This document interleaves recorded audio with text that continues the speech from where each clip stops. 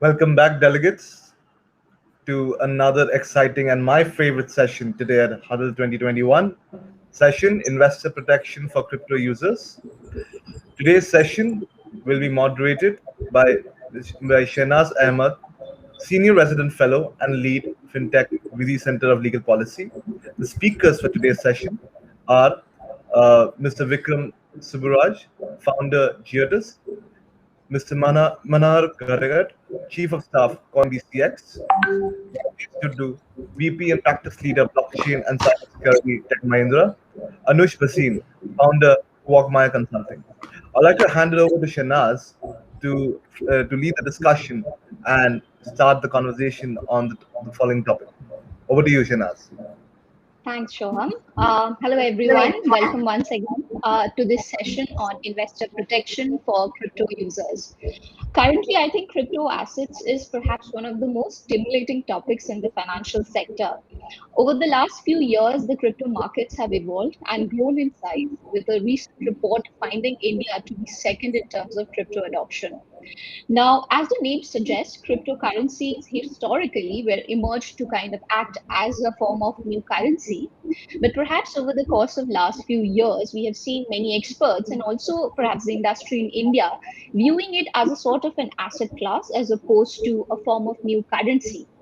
Now, as insofar as the size of the crypto assets market is concerned, it's pretty small as compared to the global financial system.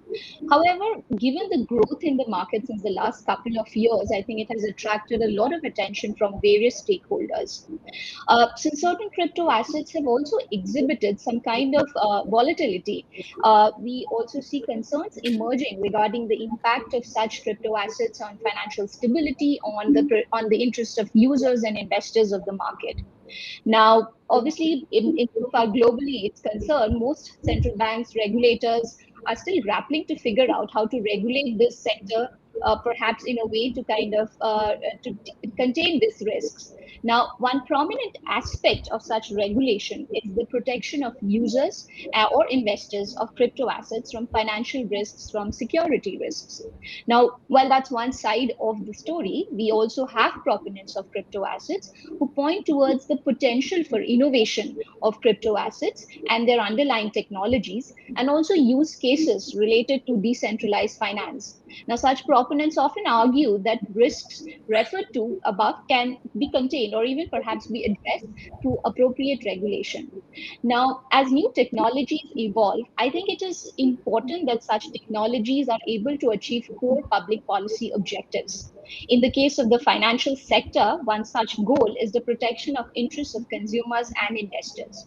Now, in the midst of this ongoing debate, in midst of this deliberations around crypto assets, and at a time when perhaps India is also looking to regulate the crypto assets sector, it is perhaps an opportune moment to deconstruct some of the concerns that arise from crypto assets from an investor perspective, and also identify the way forward to leverage the potential of this industry while minimizing the risks associated with it.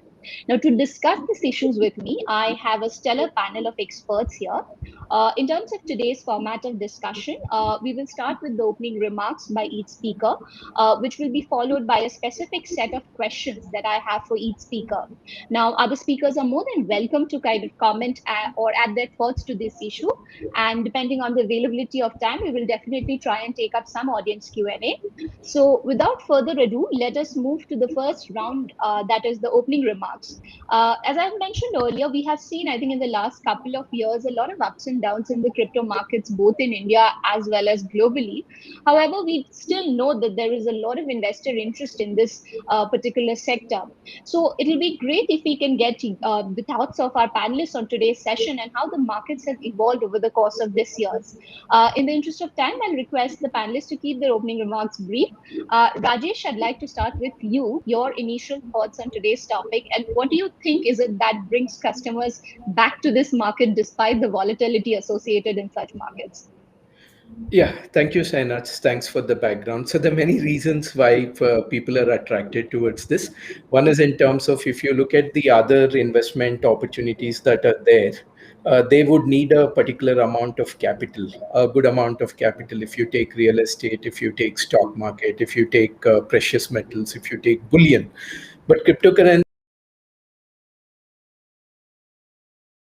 start even with 500 rupees or with 1000 rupees, right? So in terms of you are looking at small pockets of investment, not a big pockets of investment, the entry points are not that difficult, until and unless you do a KYC kind of an account. In a KYC kind of an account, you just give your identity details, and then you just give your bank details, and then link it with the bank account, and boom, you're on to the currency investments. And you could start as little as 500 rupees or 1000 rupees and stuff like that, because it helps you to facilitate holdings in a fraction components. Number one, that's one of the reason.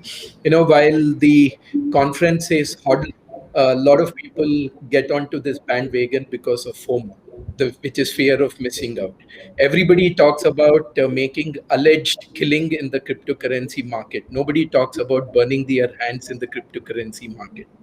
Because nobody wants to listen to a sob story. Everybody wants to listen to a successful story, right? And then the crypto traders keep saying, when the currency will hit a point where they can buy a Lamborghini car. So there's a lot of glorification, there's a lot of glamorizing that happens. And the third thing that is happening is in terms of how it is touching the masses. I still recall a conversation with the executive secretary of the chairman of the previous company that I used to work for. She called me and she said, one of my distant cousin is saying this, Dhanteras, don't buy gold, buy Bitcoin. And then he's asking me to buy Bitcoin from some known sources. What should I do? I said, run away from that cousin of yours. You could definitely buy Bitcoin, but through known sources and not through individuals. So that is the level of impact that it has created. It has become a mainstream because everybody wants to become rich at a short point of time. That could be one of the reason, and the fear of missing out is very high. And more than that, the investments to get involved and the entry barriers are quite less. So these are some reasons why it is becoming mainstream and catching the attention. Thanks, Rajesh. Thanks for explaining in terms of what's popularly, kind of motivating customers or motivating investors to kind of invest in this particular sector. Vikram, over to you. Your initial thoughts. Also, would like to hear from you in terms of how the industry has evolved over the course of last 2-3 years. See, when looking into the people who are investing into the cryptos, right? Like what Rajesh said, right? See, let's be frank here, right? It is to increase the revenue of increase the investment, the value of the investment that you're putting in, right? Now, at every point of time, there has been a different instrument that has helped people to do it. Now, when we call crypto as the Wild West of now, a few years back, it used to be the equity markets, right? But it has matured, it has come to a stage that, it's become comparatively reliable than other assets around, right? Now, just like people say now, if I had invested in Bitcoin 5 to 6 years back, I'd have become a big millionaire right now. People used to say the same with Infosys stocks, right? If I had invested 15 years back, I would have become a millionaire now. So this evolution is happening now in the cryptocurrency space. So when this evolution reaches to a point that where there are not much shocks in prices. Now, the big example is when Elon Musk speaks now, or he tweets about something, there's a huge price change that happens. But when something like that repeatedly happens, when this asset takes repeated shocks like this, then the price, the price will not move much when there is some tweet by Elon Musk or someone. So this evolution process should happen. It's happening slowly. Now, even if you notice now, when Musk tweeted the first time, the price of Dogecoin or whichever coin he tweets, how much the price increase, and now when he tweets, the price increase still happens, but not to the level of 100% or 150% it used to happen earlier, right?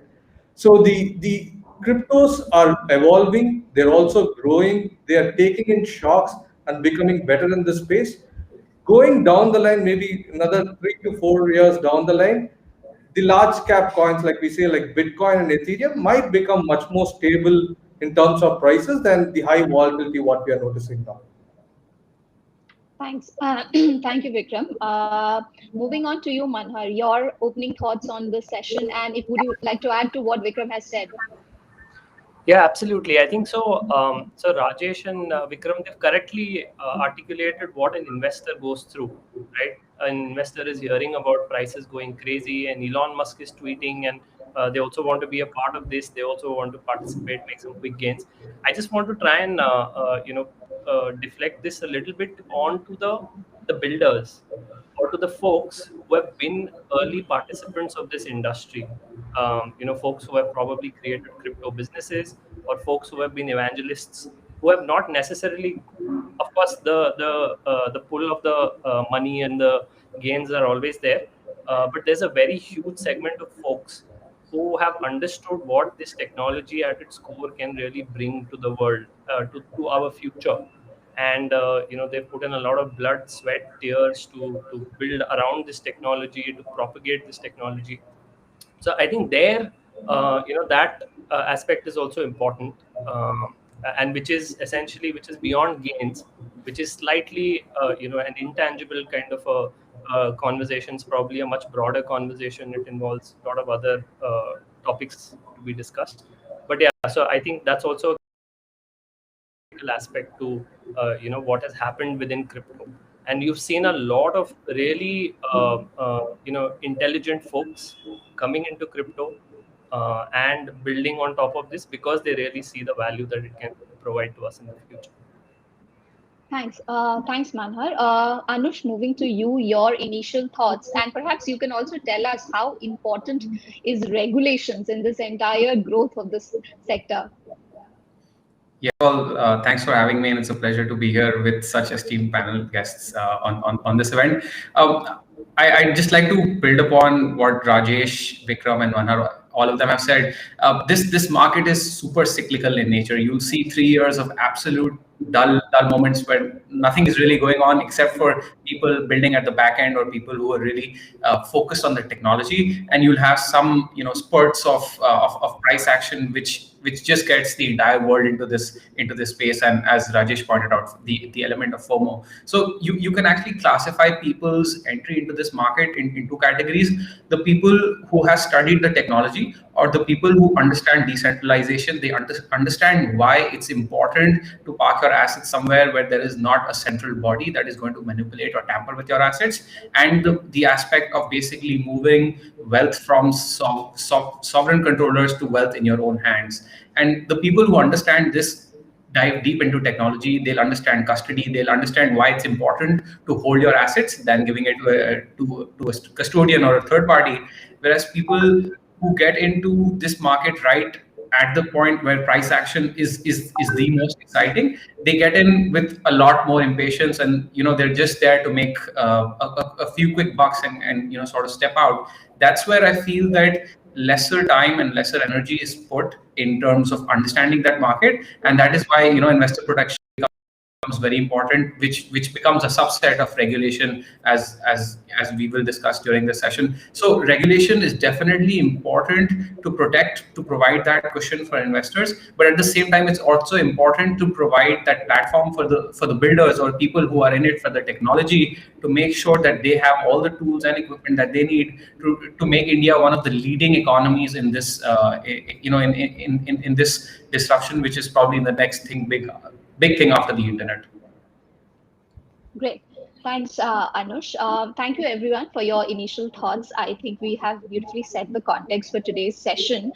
We have discussed how the market has evolved. We have talked about different factors that have motivated perhaps investors to invest in the crypto industry. Now, let us move on to the specifics. I'll start with you, Anush, this time. We've briefly talked about some of the risks or the concerns that are associated with this industry, but can you take us through some of these concerns and its potential impact on investors? I'd also, because this is a point which Rajesh raised, Vikram raised, even yourself you have raised, in terms of what is motivating investors to invest in these markets. Now, do you feel that investors all understand some of the risks that are associated with these markets, or is it just a case of pure FOMO, or people just looking to come and kind of make quick and easy returns? Yeah, unfortunately, most of the investors who come in the case of FOMO will likely burn their hands. As Rajesh mentioned, there are these really popular terms that we like to use in this space, and it's only then that they learn, that This was a peculiarity to the crypto space that did not exist in the traditional, say, stock markets, and that's how they eventually learn. No matter how much educational content you put out there will be people who invest at the last moment, and they're probably likely to lose money just because they didn't understand the risks well enough. Diving right into the risks, I think there are four primary risks that investors should understand. Risk number one is price. This is not a market where the markets close at 5 p.m. and you don't have any worries until 9 a.m. next day. This is a market that moves 24/7, and while you're asleep, an episode might have happened in the US or early morning in China, which could have had a cascading effect on the prices. So unless your exposure to this space is equivalent to the amount that you can sleep well at night, knowing that even if there is a big movement in price, you're going to be okay with it. You should be using professional trading platforms. You should be using stop losses, and you should be putting in parameters that you're okay trading in. Another risk being that traditional investors are used to circuit breakers, or the market itself limiting the loss in case there is a big downturn in a particular asset. And again, there is no such investor protection limiter in the crypto space. It's a free flowing market. It will find its price depending on demand and supply, and that is where you're going to have to be okay with the fact that you probably saw a 40, 50, 60% dip in a matter of a few weeks. So pricing is one of the most important things that we need to consider. Risk number two is custody, for sure. This is the first time that there is a digital asset, or you can even say a dematerialized asset, that you can take custody of by yourself. Traditionally, dematerialized shares are always secured and custodied by depository participants or custodians, whereas in this case, you do have the option of withdrawing those assets and keeping with yourself. So you should know whether it's safer for you to keep them on a platform or whether it's safer to keep them with yourself. What are the options available when you're looking at platforms? Are platforms insured? Is there a way that if a platform loses custody of your assets, is there any recourse available to you? So custody is definitely something that you should be looking at. The most common news in crypto is that a particular platform or a particular protocol got hacked, and because of which investors lose money. So it's very important to do your own research when you're looking at platforms as well. Risk number three I'd like to point out is the asset risk itself. When you're looking at traditional markets, a publicly listed company is typically a company which has undergone intensive scrutiny by, say, the SEBI. They've had 3 years of profitability, and they have made a name in the market. Crypto is the entire economy is much newer. Assets or protocols or teams which have been in this space for probably 4 or 6 months are listing their projects on platforms, and that's where it becomes so much more important to do your own research. While I do appreciate that centralized exchanges do their own due diligence when they're listing tokens and they try and make sure that the project is legitimate, there are now very, very popular decentralized exchanges where literally anybody can list assets, and that's where the element of the rug pull happens, where people can just shut off their protocol. Whatever money you've invested is gone in within a matter of few minutes. So it becomes entirely your responsibility to research the asset, to make sure that you understand what the protocol is doing, what the team is doing. You should be able to identify the founders, or at least anonymous founders of this particular project, and then make a decision whether you'd like to get exposure in it or not. I think that is a primary driver of your investment decision, rather than the fact that how many X's can this project go from here, because that's where you tend to lose money, that you did not put in enough research in the project. Lastly, there is a big regulatory risk, and this is, I think, probably the most pertinent to the Indian ecosystem. Is this space going to be regulated or banned in India or any other country? Is there a risk that you are interacting with somebody who's involved with money laundering or terrorism financing? There are so many platforms where you can interact in a peer-to-peer manner, in an anonymous manner, and you would not know who you're interacting with. So you not only are you interacting with somebody who's probably on the other side of the law, you yourself, by interacting, by having financial associations, could be putting yourself also on the wrong side of the law. Regulatory risks become the most challenging when you're trying to get into a new system. But I also feel that regulations are what could propel founders, builders, and budding platforms to make India and just into one of the most profitable and in one of the most lucrative spots to be building into crypto on. However, these four should be kept in mind and should be propagated to most new investors when we're talking about investor protection and the risks they should be aware about. Thanks, Anush. So what I do understand is basically customers should carry out their own due diligence before investing into these crypto assets. Actually, you give me a good segue to get into the question that I had for Vikram here. Vikram, I mean, Anush talked about the various risks. On top of that, we have various crypto coins and crypto assets that keep on coming. So, as an investor with so many investment choices and risks, how are investors supposed to make an investment choice? And maybe you can help us through some of the do's and don'ts that has to be kept in mind. Yeah, sure. I think there's one very important point Anush had made. I'll just take that point and try to build on top of that for even the investment logic. Like Anush said, most of the crypto projects, they are cyclical in nature, right? There is some innovation that comes in that will be reflected in their prices, and then another 2 to 3 years there will be a dull bear market, and then there's an innovation again, right? So ideally, this should give an idea of what is that money that you should get into the crypto market. Now, any amount that you will not require for the next 3 to 4 years, only that part put it into the crypto market, right? So that you won't feel the pinch even if the prices are going up and down, right? Usually, a lot of people do a mistake of increasing their crypto portfolio size to more than 15 to 20%, or they take their emergency funds and invest it into the crypto assets. Or the other thing, the worst thing that can happen is someone has taken a loan and investing into the crypto assets. So these are strict no's to do. So whatever money that you don't need for the next 3 to 4 years, bring it in. The next major personal habit that you should be having is whenever you're purchasing, right? So there's a lot of volatility into the market, and the best way to beat the market is buy it at different times, just like how you do your SIPs, right? Don't purchase in a single shot, buy it at different times. And the next important thing, maintain a portfolio just like how you maintain your portfolio and your other assets as well, right? Now, when you see the crypto space, now I can term Bitcoin and Ethereum as the large volume cryptos now. So maybe you can build a portfolio where you have a huge allocation to these assets, and then maybe a 40 to 50%, the rest 50, you can play it around with other assets so that you are at least hopeful that within the next 3 years there should be some movement in these large volume caps, right?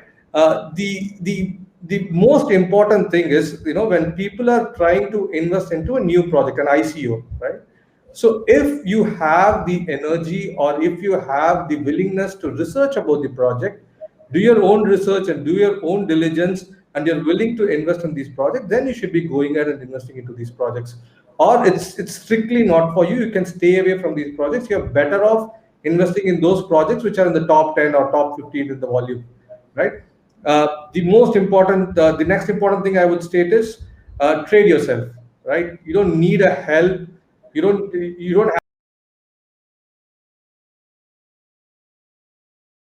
ask them to trade on your behalf.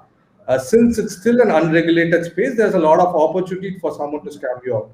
So follow this, and always the best habit to do is book your profits, right? A lot of people, I mean, unless and until you're a really good big proponent of crypto, where you want to hodl, that's the theme of this, the whole session even, you can do it, but every now and then, keep booking your profits.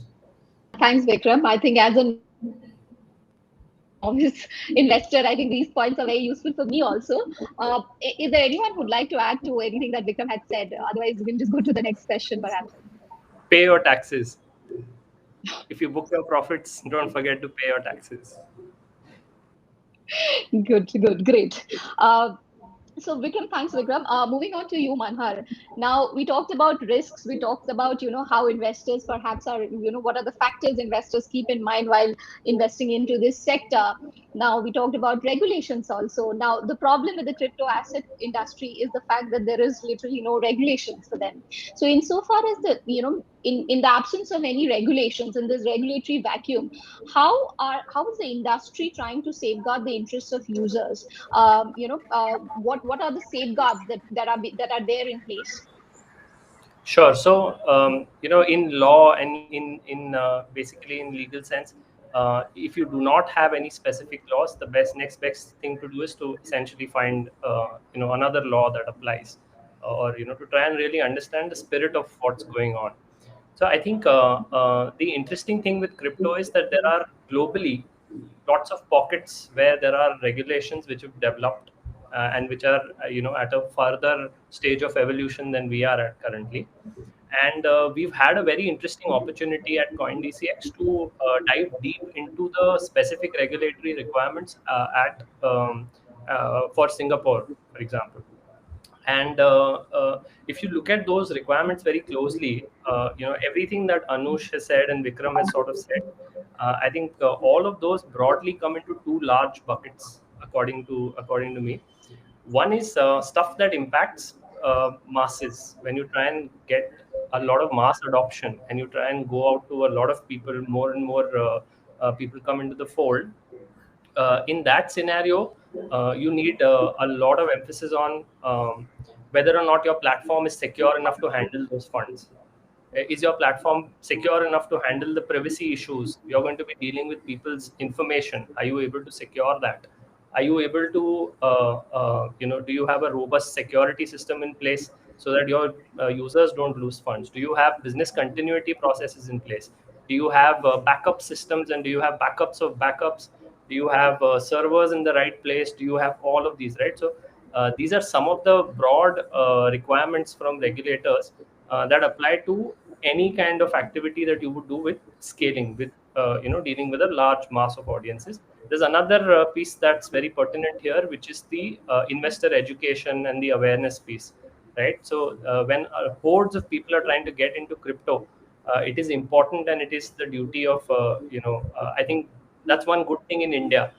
Pretty much all of us exchanges, we understand that these pieces are really critical and important. So we are all in our small little ways trying to do various things to try and educate the users, to try and talk about whether it's learning programs or certifications, so on and so forth.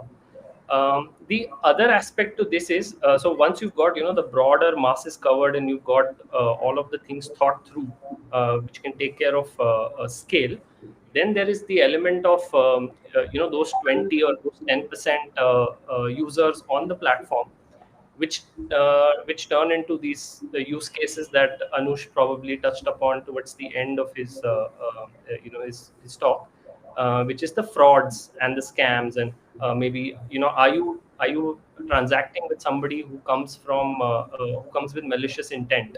So again, this is another requirement, or another important piece that the platform needs to ensure, that there is safety and security. So in these regards, I think the best thing is that all of these problems are solved, and they're solved to various degrees across jurisdictions.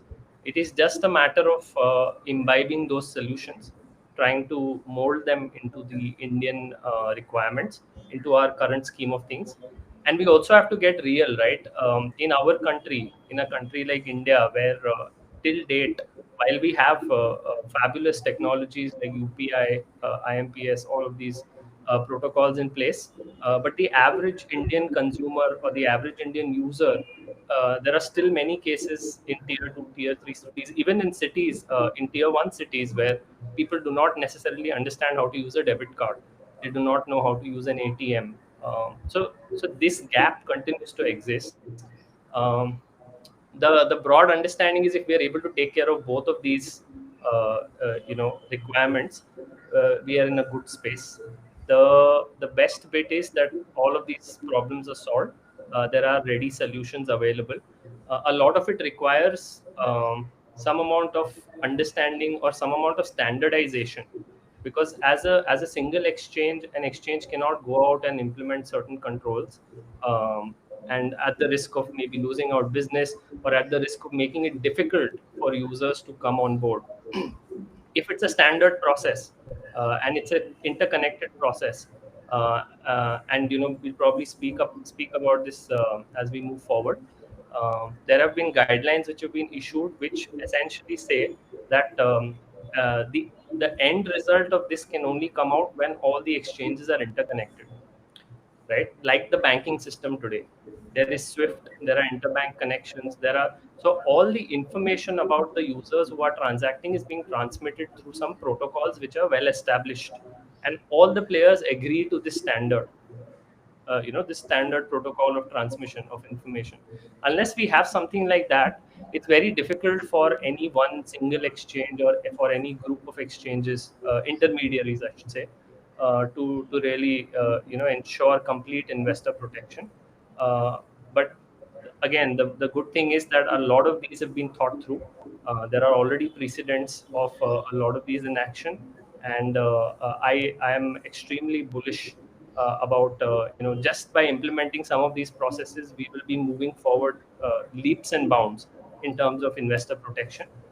These gaps currently are still there, but they're identified, and it is just now a matter of executing certain things, implementing some tools, putting some processes in place, and getting that standard, where every intermediary can align to. And I think that should be a good direction for us to move forward. Sure. Just have a follow-up to that. Insofar as the Indian sector is concerned, are we looking at any sort of industry standards that that has come out in this direction in the absence of any specific regulations? Is there any industry body that we are looking at in terms of self-regulation or something along that line?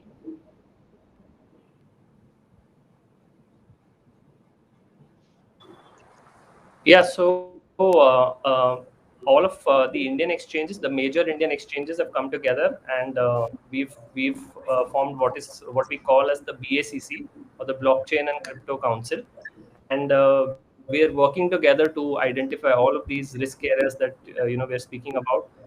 We've worked together to identify those, and we're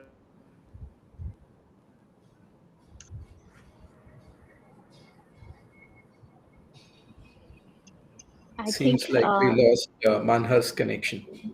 Yeah, maybe since I'm also part of BACC, I'll just pitch in there for Manhar. See, now we all Indian exchanges, we had come together, we had identified risk areas, and we are trying to build up a common SOP we all should be following.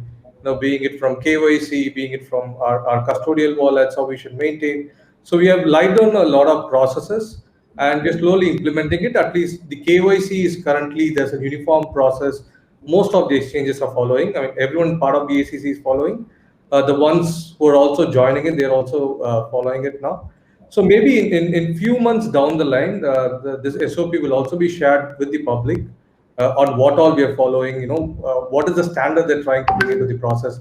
So this will also be helpful for the government to take a decision on, okay, what regulation should we bring in for exchanges per se. Great. Thanks, Vikram. Rajesh, coming to you, we have discussed about the risks, the regulatory uncertainty that is around crypto assets in India. Now, there are news reports coming in that the government is now considering to regulate crypto industry. Your thoughts on the investor protection framework for this industry, and what should be some of the key areas that this framework should address? Sure, Sehnas. Before that, I also wanted to add one more point. In terms of the renewed interest in cryptocurrencies is also coming in from the millennial kids who are forcing the parents to invest in cryptocurrency, like the wives force the husbands to invest in the precious metal like gold. So there is the gold market is being fueled by the spouse influence, and the crypto market seems to be fueled by the millennial kids. That's another aspect which I forgot to mention in my opening comments. Now, coming to the regulatory aspect, there are many things that one needs to see from a regulatory aspect. It's not just about from a crypto investment perspective, right? First, look at the marketplaces. Today, we are talking about SEX, which is centralized exchanges. Then people are already talking about DEX, which is the decentralized exchanges. And moment you go to the decentralized exchanges, things will become a lot more difficult, because you will not even know in terms of who is the person who is behind that particular DEX. And one of the reason the anonymity that exists in the market is primarily on the account of these decentralized exchanges that have sprung up significantly, right?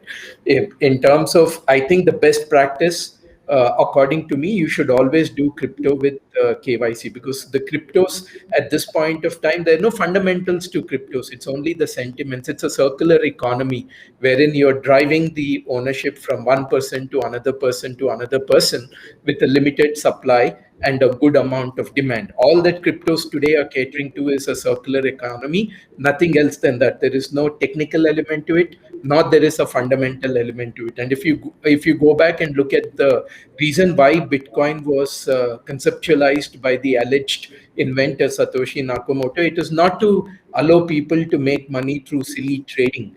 It was done to promote peer-to-peer transactions. It was done to promote merchants from chargebacks on the internet.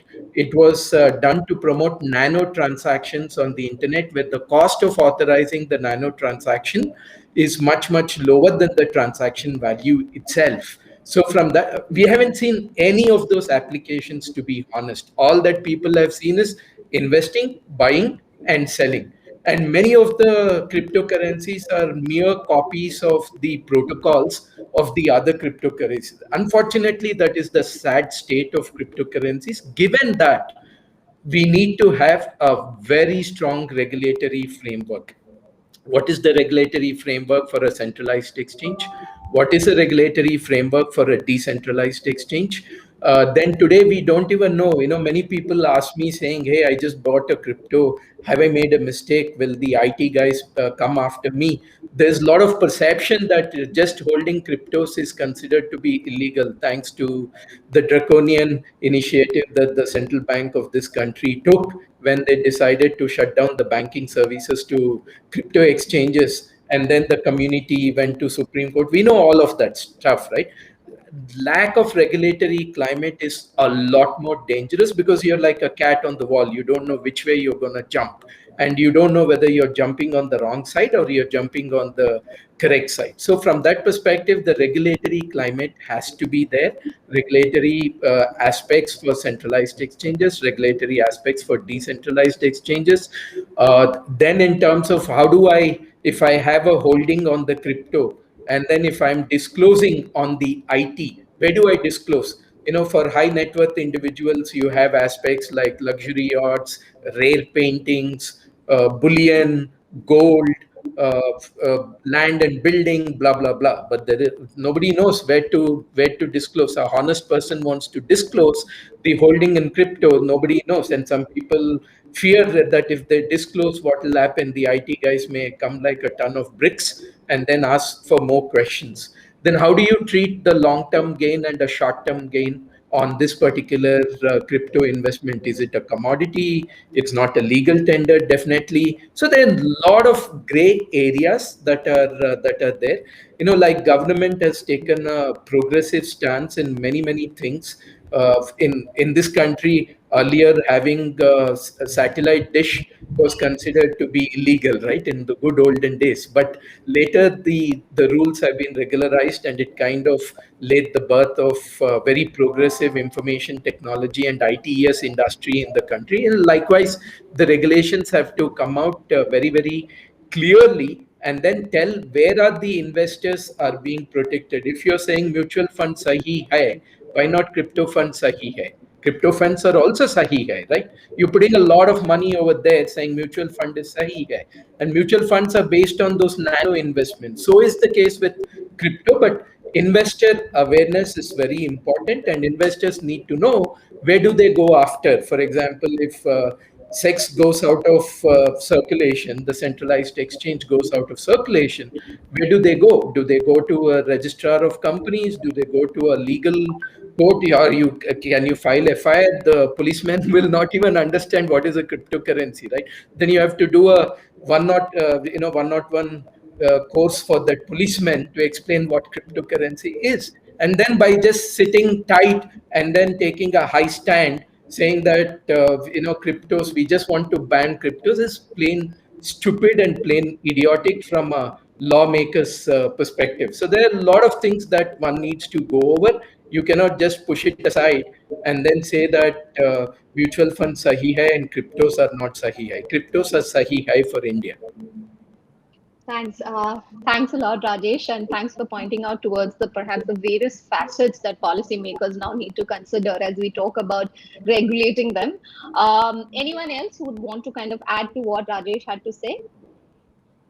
Yeah, if I can just chime in here, I think one of the primary reasons why crypto has not become primarily a peer-to-peer transaction network is also because of the lack of support from vendors. If I could buy Bitcoin, if I can earn in Bitcoin, but as long as I can't spend in Bitcoin to buy, say, my daily groceries, buy a car, or buy anything that I'd like to use the proceeds from, I'd eventually have to use an off ramp or go back into INR, US dollars, or the likes. So what we'd ideally like to see is basically a full blown ecosystem where not only crypto is seen as an investable commodity that you get into and get out of to live your everyday life, but it becomes a way of life that you denominate your portfolio, you denominate your daily expenditure, you denominate your earnings in Bitcoin or any other cryptocurrency, and that's where I feel, as Rajesh pointed out, the vision that Satoshi Nakamoto had would probably see fulfillment.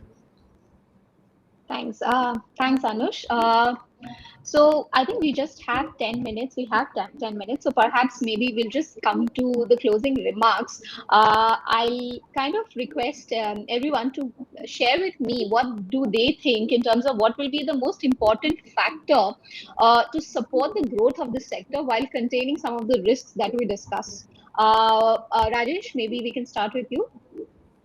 Yeah, in terms of taking on what Anush had said, we need to find use cases. Some of those use cases have been incepted early on in terms of whether it is for money payments or whether you look at the DeFi protocols that are there, the DeFinance protocols, and the DeFinance usage that is growing up, quite a bit.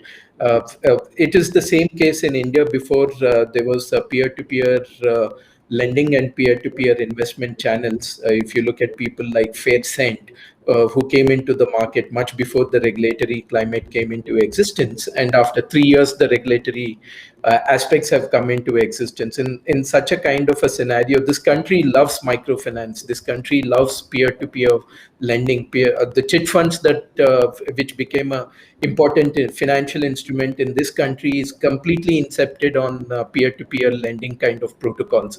So we need to look at those kind of protocols and then come up with a good regulatory climate and the protection avenues so that people can start involving. Until and unless we do that, you will not get the fundamental aspects which will drive the adoption. We are not like El Salvador where we can declare Bitcoin as a legal tender, right? For example, in Japan, when I went to Tokyo, to Big Camera, the guys were selling GoPro camera at 15% discount if I paid through Bitcoin. That was the reality. You will have, then it becomes a merchant choice and it doesn't become an institutional effort per se. So can you look at clear investment avenues or clear lending avenues, or from a perspective of money remittances? Today, many banks, you have a customer of the same global bank, one in Mexico and another in Canada. The guy is moving the money from his Mexican account to the Canadian account, and the guy has to go through SWIFT. And the guy loses 10 to 15% of the transfer money. He's just moving money between his accounts, and it's very illogical way of doing things. And banks would want to do all that. Bank needs to do is to move the balance from one account to another account. It's a ledger transaction for the bank, but banks are being forced to go through a third-party remittance engine or a payment network like SWIFT. So we have to identify use cases of that particular nature and then promote. Until and unless that happens, the fundamental value that is driving the cryptocurrency valuation will not be there. It is purely sentiments, and it is also the ability of people who know how to make arbitrage, and as a result of which handful of people will make gains and a lot of people will make losses. So we need to correct that immediately. Thanks, Rajesh. I think we just have like a couple of minutes, so I'll request the rest of the panelists to perhaps just in a minute, if they can just tell, share their thoughts and perhaps what they think is the most important factor to support the growth of the industry. Vikram, to you. Yeah, see, now regulations, yes, that's one of the major things that has to happen. Now, just like how it happened in internet, right? The technology came in first, 4 years later, the cyber laws kicked in. Now, the cyber laws are still being built, right? It's not 100% perfect now. Similarly, even this technology needs regulations from consumer perspective first. And see, it should be a constructive regulation. That's what we are looking out for and requesting for. Rather than looking into seeing how do we stop this technology, instead of fearing the technology, when we support this, that this is going to be the future. This is called the Web 3.0. So it's better to frame laws which will support innovation in India than try to see how to restrict its movement in India. That would be my request or pitch to the regulators to see. Okay, maybe I cannot bring in a regulation that's going to cover, close all loopholes. Let's or create a sandbox environment, right, where we can at least test out certain regulations and see how that works out. There are a lot of precedents. Singapore is one example. What Mannar had quoted. There is Australia. There are a lot of countries that are trying different things. Maybe we can start out with a KYC, a consumer protection law, and then keep moving forward with adding on to it rather than saying, okay, now I'll either wait it out on parliament session after session to bring in the perfect law, or we can say, okay, let me roll out something and keep building on top of it.